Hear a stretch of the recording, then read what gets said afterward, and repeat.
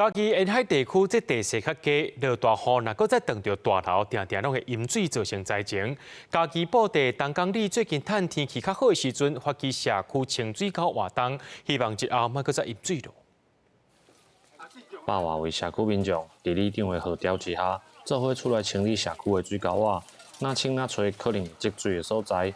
希望减少淹水的问题。是地层下陷的关系，海平面升高，所以水排袂出去。本来是排水，即摆总变成淹水的所在，所以讲伫水门遐，讲拜托水利署讲设一个简易型抽水站。县政府表示，社区的排水沟伫治水工程当中虽然上细件，但是嘛是社区排水上重要的单位。希望县内各社区会当参考这个活动，注意社区排水沟的功能。咱社区应该有一个带头的人，把社区的水沟。 尤其在汛期之前能够做一个检查跟整理，我想这都有助于整个这个淹水的问题让它可以不至于产生。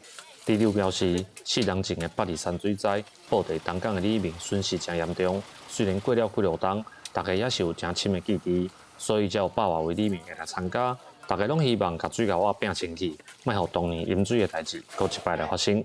记者林慧婷，嘉义报道。